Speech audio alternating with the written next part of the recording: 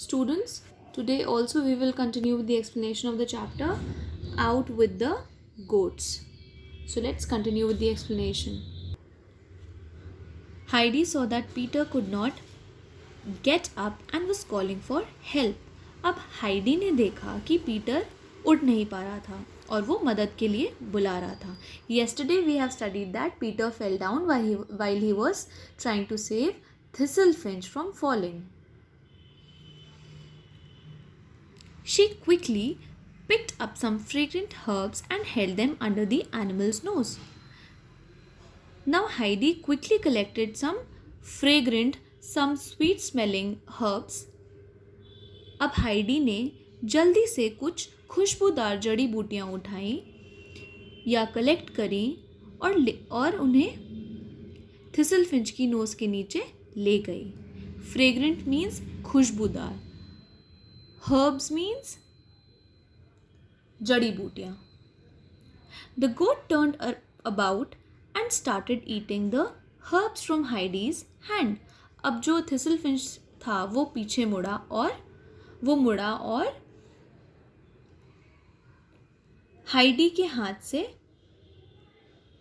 खुशबूदार जड़ी बूटियां खाने लगा. When Peter got to his feet, he led Thistlefinch back to the herd. और जब पीटर उठ गया तो वो थिसलफिंच को वापस बकरियों के झुंड के पास ले गया. Thus the day passed and the sun was already sinking down behind the mountains. और फिर ऐसे करते हुए पूरा दिन बीत गया और धीरे धीरे शाम होने लगी. अब जो सूरज था वो धीरे धीरे ढलने लगा था या डूबने लगा था पहाड़ों के पीछे. The peaks started to glow. और जो माउंटेन पीक्स थी, पहाड़ की जो चोटियाँ थी वो चमकने लगी थी. पीक्स क्या होती है? पीक्स यहाँ पे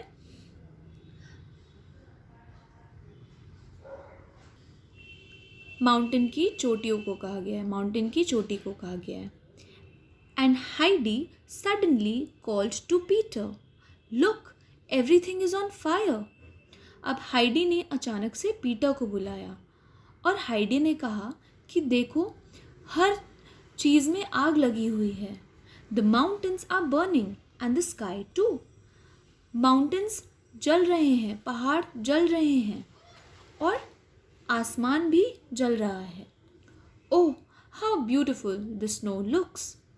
और देखो जो स्नो है, जो बर्फ़ है वो कितनी सुंदर लग रही है. स्नो क्या है यहाँ पे? बर्फ. When they returned to the hut, grandfather was waiting for them. जब वो लोग हट में वापस आए, हट क्या होती है? झोपड़ी.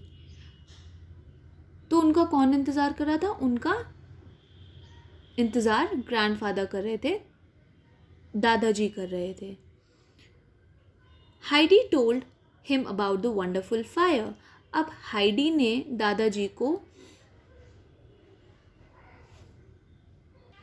वंडरफुल या ब्यूटीफुल सीन के बारे में बताया जो उसने देखा था.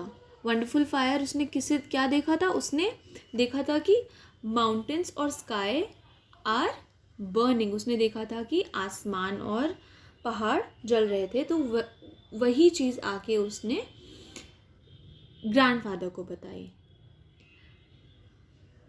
The sun does it, he exclaimed.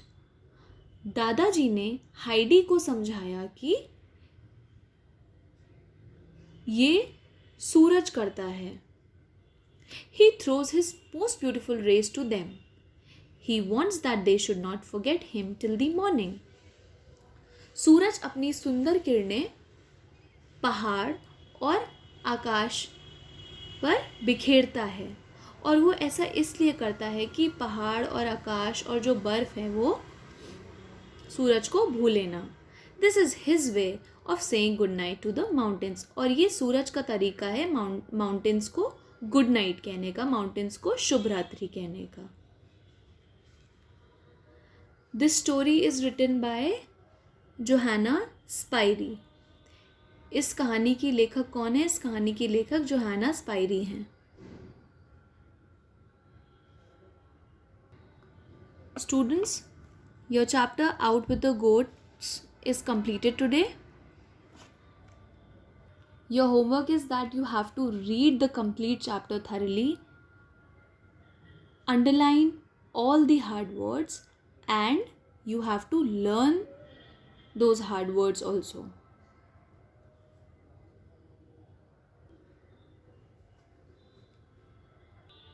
One most important thing, to understand this chapter more clearly, you have to first read the complete chapter and see all the videos that I have shared with you all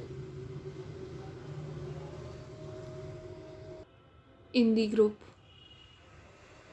Tomorrow we will start with the written work of this chapter. Thank you, class. Have a good day.